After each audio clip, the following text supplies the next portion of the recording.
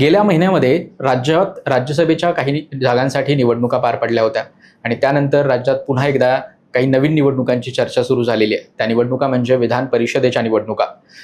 विधान परिषदेचे 9 सदस्य निवृत्त होत आहेत. त्या 9 जागांसाठी इलेक्शन कमिशननं अधिसूचना जारी केलेली आहे. त्यानुसार निवडणूक होणार आहे.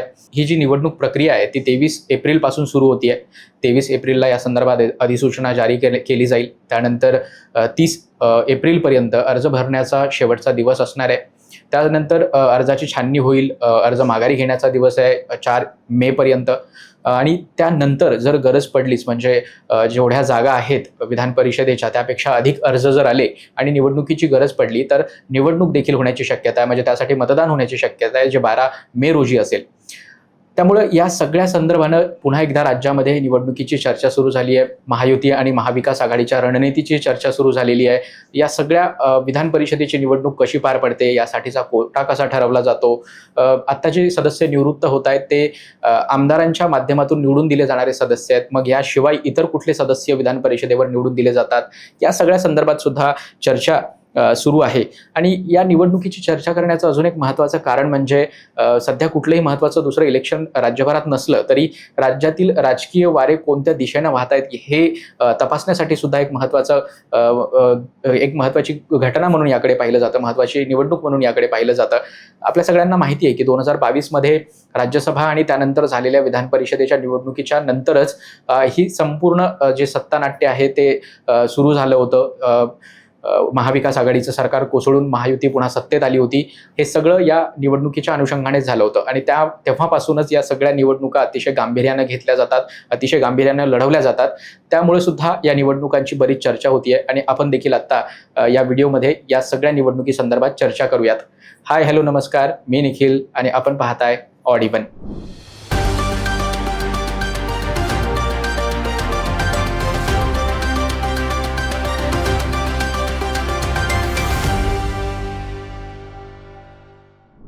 सर्वात आधी आपण याबद्दल बोलूयात की कोणकोणते सदस्य सध्या निवृत्त होत आहेत विधान परिषदेमधून. त्यांची नावं बघितली तर आपण माजी मुख्यमंत्री आणि शिवसेना पक्षाचे प्रमुख उद्धव ठाकरे हे निवृत्त होत आहेत. त्यानंतर नीलम गोरे, शशिकांत शिंदे, अमोल मिटकरी. शशिकांत शिंदे हे शरद पवारांच्या पक्षाचे प्रदेशाध्यक्ष आहेत. अमोल मिटकरी हे अजित पवारांच्या राष्ट्रवादीचे आमदार आहेत. त्यानंतर गोपीचंद पडळकर, रणजितसिंह मोहिते पाटील, राजेश राठोड हे काँग्रेसचे सदस्य आहेत. प्रवीण दटके आणि रमेश कराड हे भाजपचे सदस्य आहेत. यातले बरेचसे सदस्य विधान परिषदेवर निवडून गेल्यामुळे सुद्धा यापैकी काही जागा रिक्त झाल्या होत्या. त्यानंतर तिथे पोटनिवडणूक लागल्यानंतर संदीप जोशी आणि केचे यांच्यासारखे सदस्य सुद्धा या ठिकाणी निवडून गेले होते. त्यामुळे हे सगळे सदस्य निवृत्त होत आहेत आणि यांच्या जागी पुन्हा नव्याने 9 सदस्य निवडून दिले जातील. याशिवाय आपल्याला माहिती आहे की प्रज्ञा सातव यांनी विधान परिषदेच्या सदस्यत्वाचा राजीनामा देऊन त्या भाजपमध्ये त्यांनी प्रवेश केला होता. प्रज्ञा सातव या स्वर्गीय राजीव सातव यांच्या पत्नी आहेत. कळमनुरी विधानसभा मतदारसंघातून ते येतात आणि त्यांनी राजीनामा दिल्यानंतर तिथे सुद्धा आता या विधान परिषदेच्या जागेसाठी पोटनिवडणूक होणार आहे. त्यासाठी सुद्धा एक वेगळं नोटिफिकेशन निवडणूक आयोगानं जारी केलेलं आहे.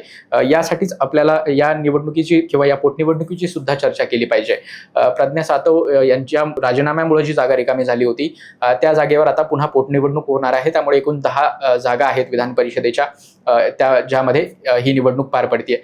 प्रज्ञा सातव यांनी जो राजीनामा दिला होता तो यासाठी सुद्धा महत्त्वाचा होता की विधान परिषदेत किंवा विधानसभेमध्ये जेव्हा विरोधी पक्षनेतेपद असतं ते विरोधी पक्षनेतेपद मिळवण्यासाठी कुठल्या तरी एका पक्षाला 10% जागा मिळालेल्या असाव्यात विधानसभेत किंवा विधान परिषदेत, असा एकंदरीत संविधानामध्ये लिहिलेला आहे. पण अशा प्रकारे या 10% जागा सुद्धा सदस्यांकडे नसतील तर ते पद देण्याचं सरकारवर बंधन नसतं. आतापर्यंत दिल्या गेलेलं आहे पण असं बंधन सरकारवर नसतं. आणि जेव्हा प्रज्ञा सातव यांनी राजीनामा दिला तेव्हा काँग्रेसची जी विधान परिषदेमधली संख्या आहे ती 10%पेक्षा कमी झाली आणि त्यामुळे मग ते त्यांना भाजपला विधान परिषदेमध्ये काँग्रेसला विरोधी पक्षनेते पद द्यायचं नव्हतं, जे सतेज पाटलांकडे जाईल असं बोललं जात होतं. तर ते द्यायचं नव्हतं म्हणून सुद्धा प्रज्ञा सातव यांचा राजीनामा झाला आणि त्या काँग्रेसमधून भाजपमध्ये आल्या. कारण तसं पाहायला गेलं तर त्या जुलै 2024 मध्ये झालेल्या विधान परिषदेच्या निवडणुकीमध्येच निवडून आलेल्या होत्या आणि त्यांचा जो कार्यकाळ आहे तो जुलै 2030 पर्यंत होता. त्यामुळे त्यांचा राजीनामा देण्याचं कोणतंही तसं त्या क्षणी औचित्य नव्हतं. त्यामुळेच ही घटना जी आहे ती काँग्रेसच्या विरोधी पक्षनेतेपदाच्या घटनेशी जोडून पाहिली जात होती. त्यामुळे सुद्धा ही निवडणूक जी पोटनिवडणूक आहे ती फार इंटरेस्टिंग ठरते असं दिसतंय. आणि या सगळ्या पोटनिवडणुकीमध्ये काँग्रेसची काय भूमिका असेल ते देखील पाहणं महत्त्वाचं असणार आहे. कारण काँग्रेस प्रज्ञा सातव यांच्या राजीनाम्यानंतर ती जागा जर आम्हाला मिळाली तर आम्ही ही निवडणूक जी आहे ती बिनविरोध व्हायला मदत करू असं म्हणतोय. पण खरंच काँग्रेसच्या हातामध्ये असं काही आहे का, या सगळ्या संदर्भाने सुद्धा आपण या व्हिडिओमध्ये पुढच्या भागात पुढच्या काही काळामध्ये बोलूयात. आता विधान परिषदेची जी निवडणूक लागलेली आहे त्यासाठी नक्की कोटा कसा ठरतो, सध्या सदस्य संख्या काय, या सगळ्यांबद्दल सुद्धा या आपल्या व्हिडिओमध्ये बोलूयात. आणि सुरुवातीला आपण जो आकडेवारी आहे त्या संदर्भाने बोलूयात. म्हणजे हे जे सदस्य आहेत ते विधान परिषदेच्या आमदारांच्या माध्यमातून निवडून दिले जाणारे सदस्य आहेत. तर हे सदस्य निवडून द्यायचे असतील तर त्यासाठी कोटा कोणता आहे आणि आत्ताच्या घडीला आकडेवारी काय आहे ते सुद्धा पाहणं महत्त्वाचं ठरतं. जर आपण 2024च्या विधानसभा निवडणुकांची आकडेवारी पाहिली तर महायुतीला साधारण 237 जागा 288 पैकी मिळालेल्या होत्या. यामध्ये भाजपला 132, शिवसेनेला 57, राष्ट्रवादीला 41, त्यासोबतच 2 जागा या जनसुराज्य पक्षाला मिळालेल्या होत्या. रासपला 1 जागा मिळाली होती. राणा यांचा जो युवा स्वाभिमानी पक्ष आहे त्यांच्या पक्षाला 1 जागा मिळाली होती. 2 अपक्ष निवडून आले होते ज्यांचा पाठिंबा हा महायुतीला आहे. या अपक्षांमध्ये एक जुन्नरचे आमदार आहेत आणि दुसरे चंदगडचे आमदार आहेत कोल्हापुरातल्या. हे सगळे सदस्य या सगळ्यांनी सुद्धा पाठिंबा जो आहे त्यांचा तो महायुतीच्या बाजूने दिलेला आहे. त्यामुळे 237 हा आकडा महायुतीचा आहे. त्यासोबत महाविकास आघाडीची आकडेवारी पाहायची झाली तर महाविकास आघाडीकडे साधारण 48 सदस्य आहेत. महाविकास आघाडीमध्ये काँग्रेसकडे 16 सदस्य आहेत, शिवसेना उभाटाकडे 20 सदस्य आहेत, एनसीपी शरद पवार यांच्या पक्षाकडे 10 सदस्य आहेत आणि त्यानंतर CPI आणि शेतकरी कामगार पक्ष यांच्याकडे 1 सदस्य जे महाविकास आघाडीचा भाग होते. त्यामुळे हे सदस्य संख्या पाहिली तर एकंदरीत महाविकास आघाडीकडे 48 सदस्य होतात. याशिवाय MIMचा 1 आणि समाजवादी पक्षाचे 2 असे 3 आमदार सुद्धा महाविकास आघाडीला वैचारिक बांधिलकीवर पाठिंबा देऊ शकतात अशी देखील शक्यता आहे. त्यामुळे एकंदरीत महाविकास आघाडीची आकडेवारी पाहिली तर ती 50-51च्या आसपास जाते आणि 237 ही आकडेवारी सध्या महायुतीकडे आहे. यातही स्वर्गीय अजितदादा पवार यांच्या निधनामुळे बारामतीची जागा आणि त्यानंतर स्वर्गीय शिवाजीराव कर्डिले यांच्या निधनामुळे राहुरीची जागा, या 2 जागा रिक्त आहेत. आणि त्यासाठी पोटनिवडणूक जरी होत असली तरी ह्या ज्या निवडणुका आहेत त्यांच्यासाठी हे दोन सदस्य तिथे निवडणुकीच्या मतदार यादीमध्ये नसतील असं दिसतंय. त्यामुळं आता जी एकंदरीत संख्या आहे किंवा एकूण वैध मतदान जे आहे या विधान परिषदेच्या निवडणुकीसाठी ते 288 नसून 286 आहे. आता हे समजून घेणं का महत्त्वाचं आहे, कारण जो कोटा काढला जातो मतदानाचा त्यासाठी ही आकडेवारी महत्त्वाची ठरते. कारण या 288 जे एकूण सदस्य आहेत ते गृहीत न धरता फक्त एकूण वैध मतदान जे आहे तेच आकडेवारी गृहीत धरली जाते. त्यावरूनच कोटा काढला जातो. तर हा कोटा कसा ठरतो याबद्दल थोडंसं बोलूयात. विधान परिषदेचा कोटा ठरवण्यासाठी एक फॉर्म्युला वापरला जातो. राज्यसभेला सुद्धा अशाच प्रकारचा एक फॉर्म्युला आहे. थोडेसे बदल त्याच्यामध्ये आहेत. हा जो फॉर्म्युला आहे त्याच्यामध्ये एकूण वैध मतदान गुणिले 100, त्यानंतर या सगळ्या संख्येला भागिले विधान परिषदेच्या रिक्त जागा किती आहेत, म्हणजे या ठिकाणी आता 9 जागा रिक्त आहेत, अधिक 1, या सगळ्यांचा जे काही उत्तर येईल त्याच्यामध्ये अधिक 1 करायचा आणि हा जो आहे तो एकूण कोटा ठरतो. विधान परिषदेसाठी किती मतं लागतायत या सगळ्या संदर्भाने. आता जो कोटा आहे तो 28 मतांचा येतो. हे सगळं गणित आपण करून पाहिलं जे तुम्हाला स्क्रीनवर दिसत असेल. तर हा कोटा आता 28 मतांच्या आसपास येतोय. आता या नंतर आपण चर्चा करायला हवी ती म्हणजे की जर 28 मतांचा कोटा आहे तर कोणत्या महायुतीला आणि महाविकास आघाडीला किती सदस्य निवडून आणता येऊ शकतात. आता 9 अधिक 1 म्हणजे 9 जागांसाठी निवडणूक आणि एक बायपोल म्हणजे जी रिक्त झालेली जागा आहे प्रज्ञा सातव यांच्या राजीनाम्यामुळे त्यासाठीची निवडणूक. हे जर पाहिलं तर 10 जागा आहेत आणि या 10 जागांमधून साधारण 8 जागा किंवा 9 जागा या महायुतीला मिळू शकतात आणि त्यानंतर जी उरलेली 1 जागा आहे फक्त ती महाविकास आघाडीला मिळू शकते असं या सध्याच्या कोट्यावरून दिसतंय.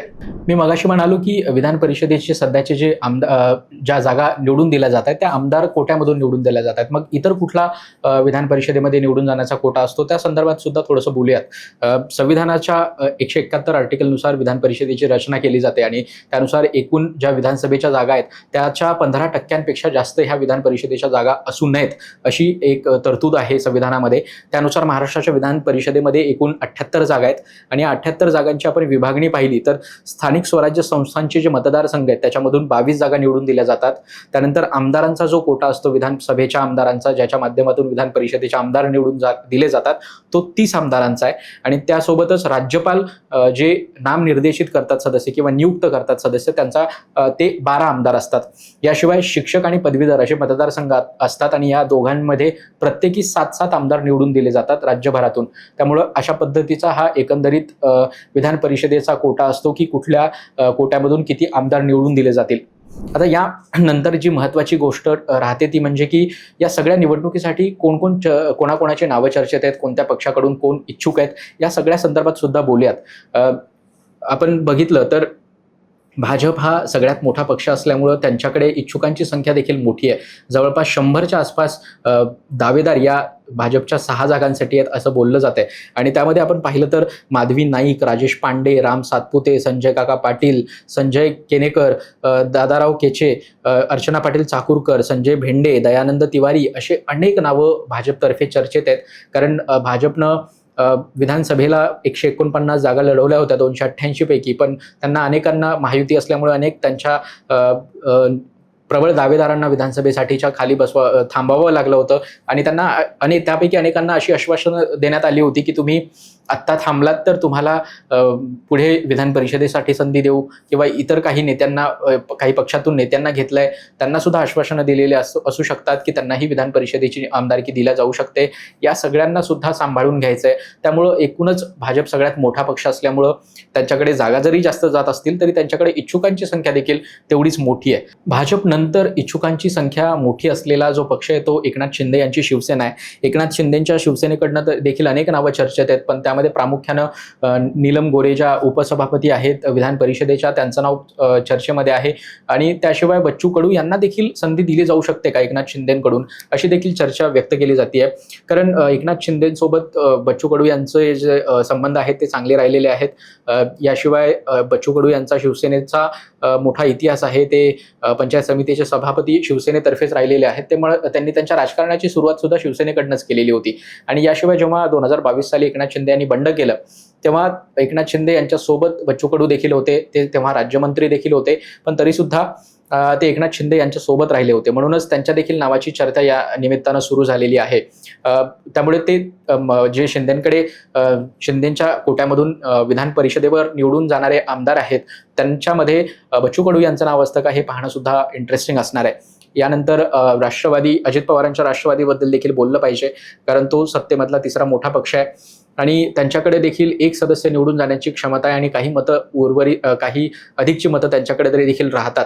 पण आत्ताच्या घडीला जर आपण नावांबद्दल बोललो, चर्चा केली तर त्यामध्ये उमेश पाटील, आनंद परांजपे यांची देखील नावं चर्चेत आहेत. त्यासोबतच पुण्यामधून रुपाली पाटील यांनी देखील त्यांची इच्छा व्यक्त केलेली आहे. महिला प्रतिनिधी म्हणून त्यांना देखील संधी देण्यात यावी अशी त्यांनी इच्छा व्यक्त केलेली आहे. त्यामुळे त्याबद्दल सुद्धा काय निर्णय घेतला जातो पक्षातर्फे हे देखील बघितलं पाहिजे. याशिवाय अमोल बिटकरी जे निवृत्त होत आहेत ते सुद्धा म्हणत होते की त्यांनाही इच्छा आहे निवडून जाण्याची, विधान परिषदेवर पुन्हा एकदा निवडून जाण्याची. पण 28 जानेवारीला जेव्हा अजितदादांचा विमान अपघातामध्ये दुर्दैवी मृत्यू झाला होता तेव्हाच त्यांनी असं विधान केलं होतं की माझी जी विधान परिषदेची आमदारकी आहे ती तेव्हाच संपलेली आहे. यावरून एक संदेश असाही गेला होता की आता यानंतर अजितदादांशिवाय अमोल मिटकरी यांना कोणीही विधान परिषदेवर नंतर पाठवणार नाही. त्यामुळे त्यांना पुन्हा संधी दिली जाते का हे पाहणं सुद्धा तेवढंच महत्त्वाचं असणार आहे. दुसऱ्या बाजूला महाविकास आघाडीमध्ये मात्र कोण निवडून जाणार यावरून अजूनही वादविवाद सुरू आहेत. कुठलंही त्यांच्यामध्ये एकत्र राहून रणनीती दिसत नाहीये. कारण राज्यसभेच्या वेळी शरद पवार यांना राज्यसभेवर पाठवण्यासाठी जास्त संख्याबळ असून सुद्धा उद्धव ठाकरे यांनी माघार घेतली होती. शरद पवारांना त्यांनी राज्यसभेसाठी पाठिंबा दिला, त्यामुळे ते राज्यसभेवर जाऊ शकलेले आहेत. आता तशाच पद्धतीने उद्धव ठाकरे हे निवृत्त होत असल्यामुळं ते जर पुन्हा एकदा विधान परिषदेवर जात असतील तर काँग्रेसनं असं ठरवलेलं दिसतंय की आम्ही विधान परिषदेवर मग ते उद्धव ठाकरे निवडून जाणार असतील तर आम्ही कुठलाही उमेदवार देणार नाही, पण त्यांच्याशिवाय जर कोणी कोणाला उमेदवार केलं तर मात्र ते स्वतःचा उमेदवार उभा करू शकतात, अशी देखील चर्चा या निमित्तानं सुरू आहे. आणि जर शिवसेनेकडनं आपण नावं बघितली उद्धव ठाकरे यांच्या शिवसेनेकडनं, तर स्वतः उद्धव ठाकरे यांचं नाव चर्चेत आहे. त्यासोबत माजी विरोधी पक्षनेते विधान परिषदेचे अंबादास दानवे यांचं नाव चर्चेत आहे. सुषमा अंधारे यांचं देखील नाव चर्चेत आहे. वैभव नाईक माजी आमदार त्यांचं देखील नाव चर्चेत आहे. सूरज चव्हाण जे कोविड दरम्यान जो बॉडी बॅग घोटाळा झाला होता त्यांच्यामध्ये त्यांचं नाव होतं. आदित्य ठाकरे यांच्या अत्यंत जवळचे समजले जातात, युवा सेनेचे पदाधिकारी आहेत, त्यांचं देखील नाव या निमित्तानं चर्चेत आलेलं आहे आणि ते स्वतः आदित्य ठाकरे यांनी या नावाला हे नाव पुढं केलेलं आहे अशी देखील त्यांच्या पक्षात चर्चा आहे. याशिवाय माजी खासदार राजन विचारे यांचं देखील नाव आहे. विनायक राऊत यांची देखील चर्चा होतीये. त्यामुळं जे इच्छुकांची संख्या आहे ती शिवसेनेमध्ये मोठी आहे, कारण त्यांना एकच महाविकास आघाडीकडे जागा आहे आणि ती उद्धव ठाकरे यांच्या पक्षाला मिळू शकते. त्यामुळं इच्छुकांची संख्या त्यांच्याकडे खूप मोठी आहे. याशिवाय शरद पवारांची राष्ट्रवादी आणि काँग्रेस यांच्यामध्ये कुठल्याही नावाची चर्चा नाहीये, कारण त्यांच्याकडे संख्याबळच नाहीये. आपण तसं पाहिलं तर काँग्रेस यामध्ये कुठलाही मोठा म्हणजे प्लेयर असू शकत नाही, कारण आता 20 आमदार एक मताचा जो कोटा आहे विधान परिषदेवर निवडून जाण्यासाठीचा तो 28 मतांचा आहे आणि शिवसेना उद्धव बाळासाहेब ठाकरे यांचे 20 आमदार प्लस राष्ट्रवादीचे 10 आमदार, कारण त्यांनी उद्धव ठाकरे यांनी शरद पवारांना राज्यसभेवर निवडून जाण्यासाठी मतदान केलं होतं किंवा त्यांना पाठिंबा दिला होता. त्यामुळे हे दोघं जरी एकत्र आले तरी त्यांच्या 30 आमदारांच्या बळावर ते विधान परिषदेमध्ये त्यांचा एक सदस्य निवडून आणू शकतात. त्यामुळे काँग्रेसची भूमिका किती महत्त्वाची असेल याबद्दल देखील शंका व्यक्त केली जाते. पण काँग्रेस स्वतःचा सदस्य निवडून आणू शकला नाही तरी इतरांचं गणित मात्र नक्की बिघडवू शकतो. यामुळे काँग्रेसला सोबत ठेवणं हे महाविकास आघाडीतल्या इतर घटक पक्षांना महत्त्वाचं ठरतं. त्यामुळे आता काँग्रेस एकंदरीतच काय भूमिका घेतो आणि ही निवडणूक एकंदरीतच होते का या सगळ्या संदर्भाने सुद्धा आपण वाट पाहायला हवी. जर निवडणूक झालीच तर पुन्हा एकदा 2022 सारखी परिस्थिती निर्माण होईल का, किंवा 2024 मध्ये जुलै महिन्यात ज्या निवडणुका झाल्या होत्या तेव्हा देखील तेव्हा असलेल्या महायुतीने आणि महाविकास आघाडीमध्ये यांच्यामध्ये जी स्पर्धा होती लोकसभा निवडणुकीनंतर झालेली पहिलीच विधान परिषदेची निवडणूक, तिथे सुद्धा काही मतं फुटलेली होती आणि अधिकचे सदस्य हे महायुतीचे निवडून आले होते. तशाच पद्धतीचा काही चमत्कार या निवडणुकीमध्ये सुद्धा घडतो का, किंवा असं काही होऊ नये आणि आपली जी विरोधकांमध्ये असलेली फूट आहे ती पुन्हा एकदा बाहेर येऊ नये यासाठी विरोधकच स्वतःहून काळजी घेतील आणि कुठलाही एक्स्ट्रा उमेदवार देणार नाहीत, हे सुद्धा पाहणं महत्त्वाचं असणार आहे. या सगळ्या घडामोडींवर आपलं लक्ष असेलच, पण आता आपण जी सगळी चर्चा केली विधान परिषदेच्या निवडणुकीच्या संदर्भानं, त्याबद्दल आपल्याला काय वाटतं, आपल्या काय भावना आहेत, आपली काय या सगळ्या संदर्भातली भूमिका आहे ती नक्की कळवा. अशाच प्रकारचा माहितीपूर्ण कंटेंट पाहण्यासाठी, देश विदेशातल्या राज्यातल्या महत्त्वाच्या घडामोडी जाणून घेण्यासाठी, या सगळ्या घडामोडींचं विश्लेषण जाणून घेण्यासाठी ऑड इव्हनला लाईक, शेअर, फॉलो, सबस्क्राईब करायला विसरू नका. आज इथेच थांबूयात. धन्यवाद.